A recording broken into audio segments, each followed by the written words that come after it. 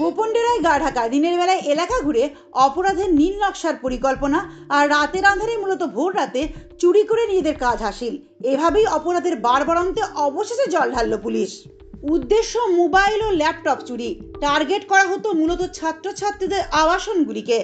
শহর দুর্গাপুর, বাঁকুড়া ও বর্ধমানের বিভিন্ন স্থানে বিভিন্ন সময়, এমনকি গৃহস্থের বাড়িতেও দিনের বেলা বোবার অভিনয় করে সাহায্য চাইতে গিয়ে পরিস্থিতি বুঝে পরে রাত্রিবেলা অভিযান। মূলত ভোরবেলার দিকে মোবাইল ও ল্যাপটপ হাতিয়ে চম্পট দিত সক্রিয় একটি অপরাধ চক্র। সাবলীলভাবে ইংরেজি ভাষাতে কথা বলার চৌকস থাকায় আপাত দৃষ্টিতে অপরাধীদের ওপর সাধারণ মানুষের সন্দেহ হতো না, আর সেই সুযোগেই কার্যসিদ্ধি করত তারা। ধৃতদের কাছ থেকে 3টি ল্যাপটপ ও 34টি মোবাইল উদ্ধার করেছে পুলিশ।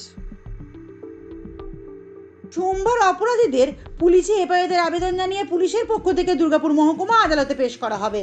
অপরাধীদের নিজেদের হেফাজতে নিয়ে অপরাধ চক্রের গভীরে অনুসন্ধান করবে পুলিশ। দুর্গাপুর থেকে অন্তরা সাধুর প্রতিবেদন, সমাজ পরিবর্তনে মানুষ।